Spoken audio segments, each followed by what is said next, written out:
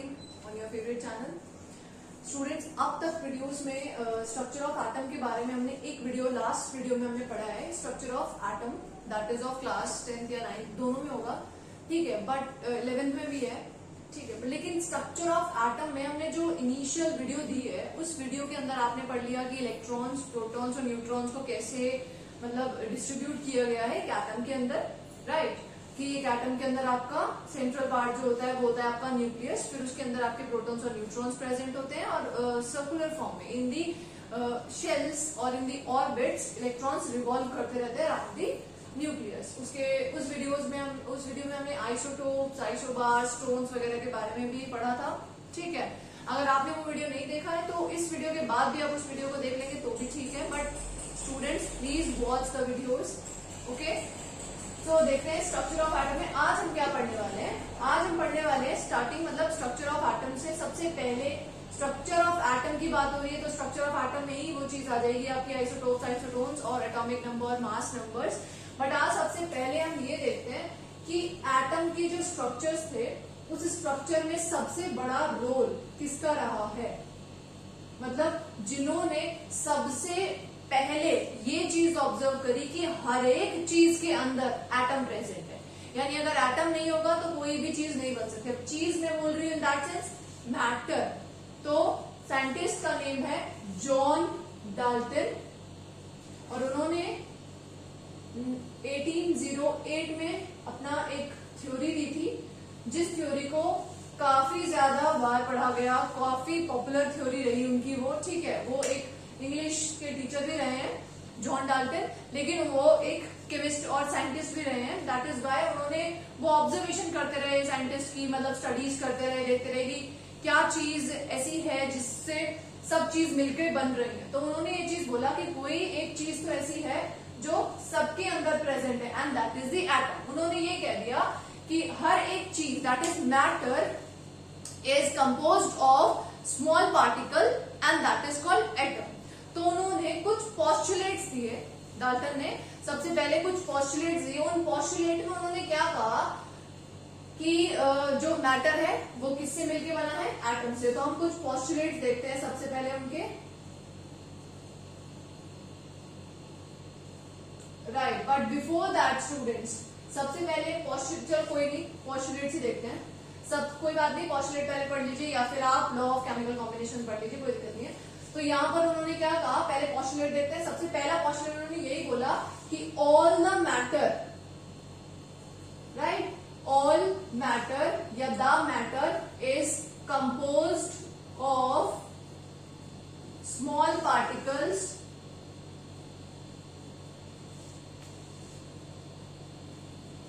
Called atom,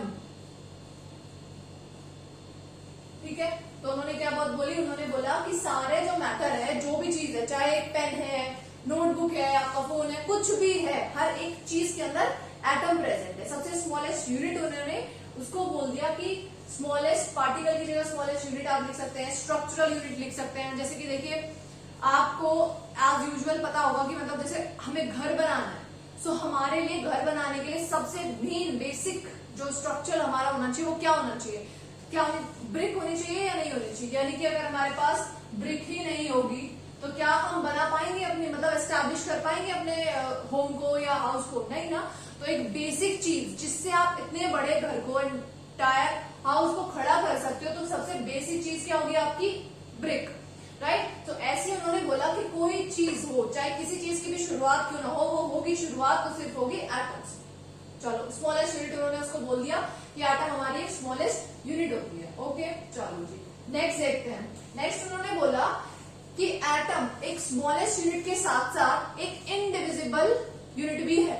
उन्होंने कहा कि एटम को हम फर्दर डिवाइड नहीं कर सकते, वो एक ऐसी यूनिट है जिसको आप फर्दर डिवाइड करना भी चाहोगे तो भी कुछ निकलेगा नहीं, राइट। तो उन्होंने कहा कि atom is the indivisible particle,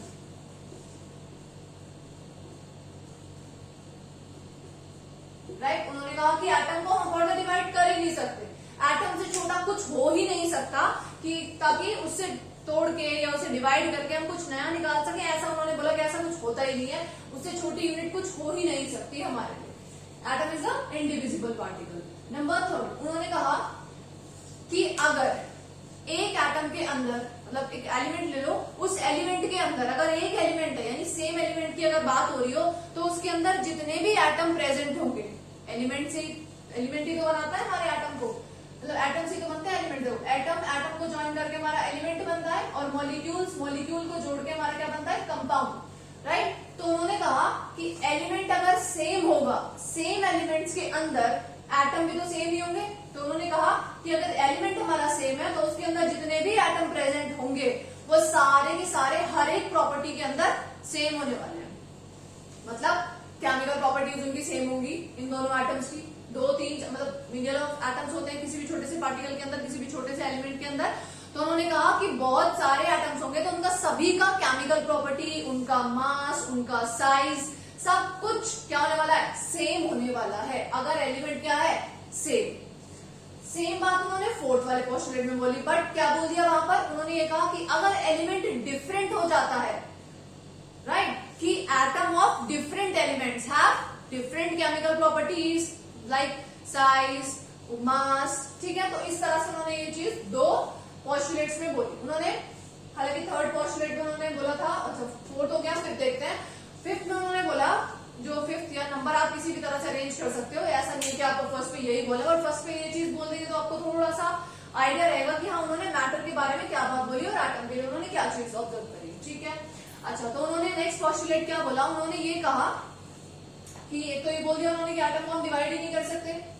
दूसरी चीज बोल दिया कि एलिमेंट अगर सेम होगा तो प्रॉपर्टीज सेम होंगी, एलिमेंट अगर अलग होगा तो एटम की प्रॉपर्टीज अलग होंगी। अच्छा ठीक है, सेम एलिमेंट के लिए चीज हो गई, तो हम लिखते हैं 3rd वन। और उन्होंने एक चीज और बोली कि एटम्स को, राइट, उन्होंने बोला कि एटम और a matter can neither be created, ना तो एटम को कभी बनाया जा सकता है ना ही उसे डिस्ट्रॉय किया जा सकता है। सिर्फ क्या कर सकते हैं आप कि उसकी फिजिकल प्रॉपर्टीज लाइक स्टेट उसकी चेंज हो सकती है केमिकल रिएक्शन के अंदर, ना उसे आप बना सकते हैं ना ही आप उसे डिस्ट्रॉय कर सकते हैं। तो यहां लिखते हैं सबसे पहले कि एटम, और आप मैटर भी लिख सकते हैं क्योंकि मैटर भी एटम से मिलकर बना है। Matter can neither be created nor be destroyed.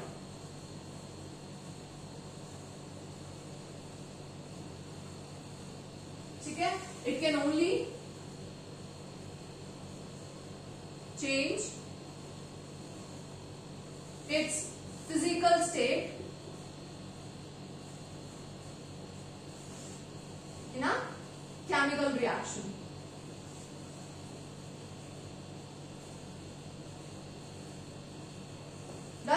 तो उन्होंने 3rd पोस्टुलेट्स में ये वाली बात बोली। अब देखते हैं 4th हम कर चुके, मतलब मैंने आपको ऑलरेडी भी बता दिया कि atom of same element have same size, mass and chemical properties.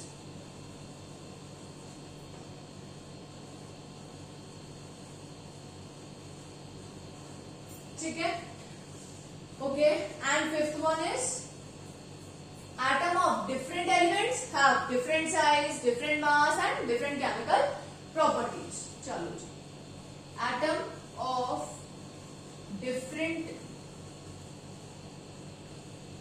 Element have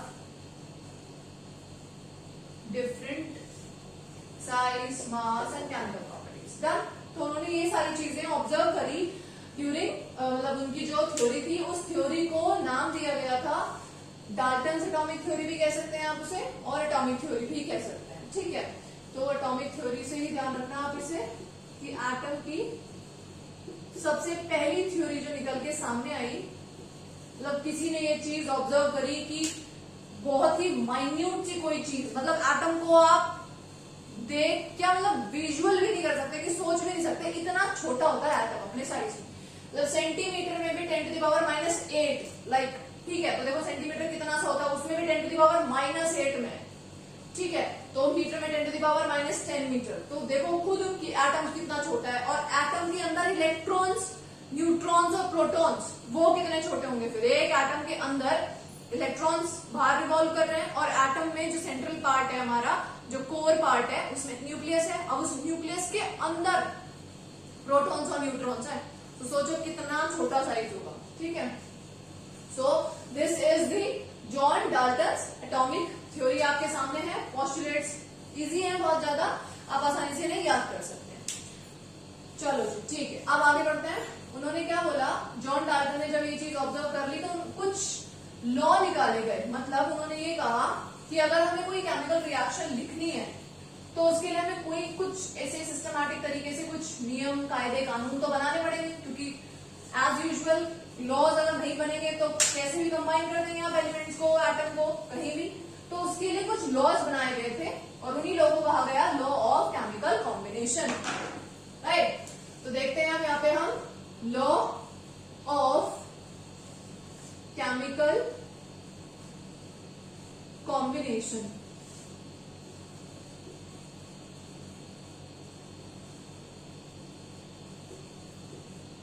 ठीक है जी, यानी कि केमिकल्स को किस तरह से आप कंबाइन करेंगे, उनके कुछ नियम। ठीक है, सबसे फर्स्ट जो लॉ आया निकल के, that is the law of conservation of मास। अब ये क्या है? ठीक है, बहुत इजी है, बहुत ही ज्यादा इजी है। Law of conservation of mass. Right, अच्छा जी, इस लॉ का क्या कहना है, इसका स्टेटमेंट अगर आप देखें कुछ भी नहीं है। उनका क्या कहना है कि मास जो होना चाहिए वो कंजर्व होना चाहिए, वो रिजर्व होना चाहिए ड्यूरिंग अ केमिकल रिएक्शन। मतलब कि अगर मेरे रिएक्टेंट और मेरे प्रोडक्ट्स, तो भाई इतना अब आपको ये चीज तो आइडिया लग गया होगा कि लाइक ए और बी अगर कंबाइन कर रहा है एक साथ, तो वो क्या बना दे रहा है, A B, that is the product. ठीक है, तो ये क्या होंगे, हमारे रिएक्टेंट्स हो जाएंगे। रिएक्टेंट्स जो रिएक्ट कर रहे हैं, और ये क्या बना रहे हैं, हमारा कुछ नया चीज निकल के आ रही है, that is in the form of product. ठीक है, तो इस लॉ का क्या कहना है, इस लॉ में ये चीज है कि the mass of the reactants, चाहे जितने भी हो, right, mass of the reactants या mass of the all the reactants is always equal to the mass of the product. This is the law of conservation of mass. यानी कि reactant का जितना भी मास होगा वो प्रोडक्ट के मास के बराबर ही होगा हमेशा, क्योंकि ड्यूरिंग अ केमिकल रिएक्शन मास पे कोई भी फर्क नहीं पड़ता, मास उतना ही रहता है, मास बिल्कुल कंजर्व रहता है आपकी रिएक्शन के अंदर। अब हम यहाँ एक एग्जांपल लें अगर, तो आप देखिए हाइड्रोजन की रिएक्शन अगर आप ऑक्सीजन के साथ करा दें, ठीक है, तो आपका यहाँ पर बन रहा है वाटर। ओके, तो यहाँ पर क्या होने वाला है कि यहाँ पर हमारा क्या लॉ है कि जितने भी रिएक्टेंट है, चाहे 2 है, 3 है, 4 है, कितने भी हैं, उन सबका जो मास होगा वो हमारे प्रोडक्ट में जितने भी निकल रहे हैं सबके इक्वल होना चाहिए। अब हमारे पास है ये प्रोडक्ट, तो हम देखते हैं, मान लो यहाँ पर आपको क्या दिया गया है क्वेश्चन में कि ये 100 ग्राम के बराबर है। ओके, तो यहाँ पर कंडीशन क्या होने वाली है कि इन दोनों का भी मास क्या होगा, कुछ ऐसा ही होगा जो दोनों को टोटल करने के बाद 100 ही आना चाहिए। वो कैसे भी हो सकता है, वो आप नेक्स्ट लॉ में पढ़ेंगे। ठीक है, कैसे हो सकता है, लाइक यहाँ पर 60 और यहाँ 40 हो सकता था, यहाँ पर 30, यहाँ पर 70 हो सकता था, राइट, यहाँ पर 20, 80 कुछ भी हो सकता था। तो ओवरऑल हमें इस लॉ से ये चीज समझ में आएगी कि ड्यूरिंग अ केमिकल रिएक्शन हमारे रिएक्टेंट और प्रोडक्ट के मासेस पे कोई भी फर्क नहीं पड़ता है, they always be in a equal, मतलब प्रपोर्शन अभी नहीं बोलेंगे, हमेशा इक्वल होंगे। डन। जैसे अगर आप यहाँ देखें कि अगर कैल्शियम के साथ हम ऑक्सीजन की रिएक्शन करा रहे हैं, ठीक है, तो आपका क्या बन रहा है, कैल्शियम ऑक्साइड आपको यहाँ पर बन के दिखाई दे रहा है। तो अगर यहाँ पर हमारे कैल्शियम का कोई भी मास हो, ऑक्सीजन का कुछ भी मास हो, रेंडमली आप ले लीजिए इसे, लाइक ये आपने 20 ग्राम ले लिया और ये आपने 40 ग्राम ले लिया। अब आपसे पूछा जा रहा है क्वेश्चन में कि what is the mass of calcium oxide. तो जब आपको ये पता है कि इन दोनों का जो टोटल होगा वही हमारे प्रोडक्ट के मास के बराबर आएगा, तो आप सिंपली बता सकते हैं कि 20 plus 40 is equal to 60. So calcium oxide is of 60 gram in this reaction. ठीक है, एक ये तरीका हुआ कि मतलब आपसे प्रोडक्ट का पूछा जा रहा है और रिएक्टेंट आपको दिया गया है क्वेश्चन के अंदर.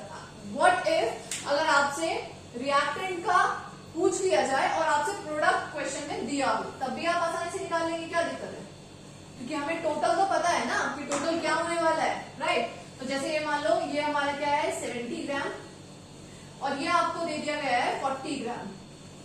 तो आपको क्या पता है, आपसे पूछा गया है कि बताइए ऑक्सीजन का कितना मास होगा इन ग्राम, राइट? तो आप क्या करेंगे, mass of what reactant is equal to होता है हमेशा किसके, mass of the product. Done. चलो, तो मास ऑफ रिएक्टेंट, पहले रिएक्टेंट्स लिख लीजिए क्या क्या है आपके पास, कैल्शियम प्लस ऑक्सीजन. ठीक है, तो वो कंबाइन इज इक्वल टू ले लीजिए और वो किसके बराबर होगा, प्रोडक्ट के, that is the calcium oxide के. अच्छा, कैल्शियम कितना है आपके पास 40, ऑक्सीजन आपको नहीं पता, कैल्शियम ऑक्साइड कितना है आपके पास 70, तो एक्स कितना आ गया आपका 30. तो ये कितना हो गया आपका 30 ग्राम. डन. तो आपको कितने भी दिए गए हो, आप बस ये बात ध्यान रखना कि उसमें से एक का आपसे पूछ लिया जाएगा और बाकी के क्वेश्चन आपको मतलब गिवन होंगे कि मतलब इतना रिएक्टेंट में से इसका कितना जो है वेट है, मतलब मास दिया गया है, वेट नहीं मास है, वो आप बताइए. ठीक है, पहले ये ना that mass of reactant and the mass of product always conserve in a reaction. ठीक है, इट कैन मतलब ये सिर्फ केमिकली चेंज होंगे, फिजिकली उनकी स्टेट चेंज होगी. बाकी अच्छा देखो लॉ भी फॉलो हो रहा था, फिजिकली उनकी स्टेट चेंज होती थी सिर्फ. Hydrogen and oxygen they both are gas, but जो प्रोडक्ट बन के आ रहा है आपका यहाँ पर सामने विच इज लिक्विड, यानी वो एक्वस फेज में है, वो लिक्विड है. तो यहाँ पर सिर्फ फिजिकली उनकी स्टेट चेंज होती है, मासेस पे कोई भी फर्क नहीं पड़ता. चलिए अब आते हैं दूसरे लॉ पे. सेकेंड लॉ है आपका लॉ ऑफ डेफिनेट प्रपोर्शन, या फिर आप इसे बोल सकते हैं लॉ ऑफ कांस्टेंट प्रपोर्शन, जो भी आप बोलना चाहें.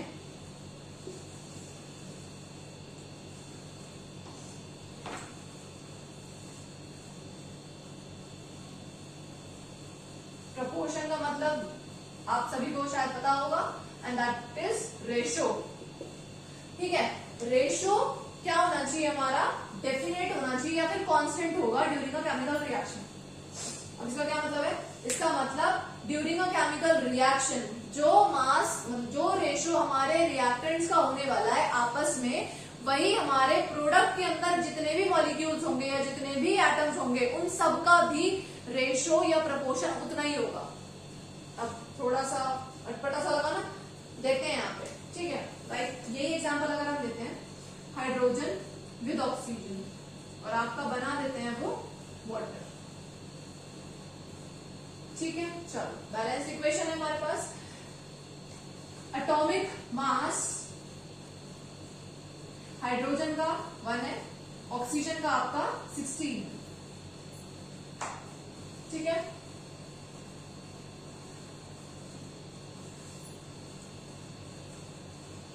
चलो ओके. तो यहाँ पर हमें क्या पता चल गया, एटॉमिक मासेस. तो हम इनका रेशो देखते हैं कि क्या हाइड्रोजन और ऑक्सीजन जिस रेशो में है, प्रोडक्ट बनने के बाद भी क्या वो उसी रेशो के अंदर है या नहीं, उसी प्रपोर्शन में है या नहीं.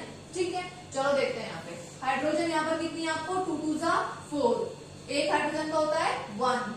प्रपोर्शन यहाँ पर कितनी हाइड्रोजन है 2, एक ऑक्सीजन हाइड्रोजन करिए, यहाँ पर कितनी ऑक्सीजन है 2, एक ऑक्सीजन का कितना होता है 16.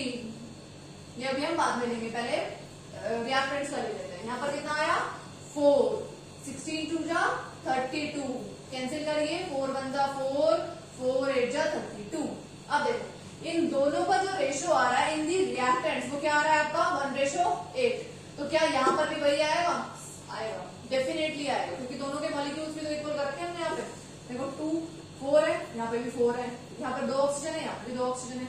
तो देखो हाइड्रोजन यहाँ पर कितनी है 4, एक का कितना होता है 1, 2 2 4 होता है, ये रहा एक हाइड्रोजन का 1, ऑक्सीजन यहाँ पर कितनी है 2, एक ऑक्सीजन का 16, 4:32, 1:8। देखिए ये रेशो इस रेशो के बराबर आ रहा है या नहीं आ रहा है, आ रहा है, राइट। सो हम अब कह सकते हैं कि जो वाटर का और जो रेशो है, जो वाटर मॉलिक्यूल का रेशो जो आ रहा है वो हमारे इंडिविजुअली हाइड्रोजन और ऑक्सीजन के मॉलिक्यूल से बिल्कुल मैच कर रहा है।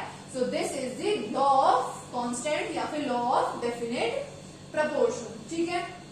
अब चीज देखो, इसमें अगर आपसे क्वेश्चन पूछा जाएगा तो वो किस तरह से हो सकता है। मान लो आपको यहाँ पर हाइड्रोजन और यहाँ पर ऑक्सीजन दे दिया जाए, ठीक है, और आपसे पूछा जाए कि बताइए हाइड्रोजन और ऑक्सीजन कितना कितना मास होगा अगर जो वाटर है वो हमारे पास 90 ग्राम है, राइट।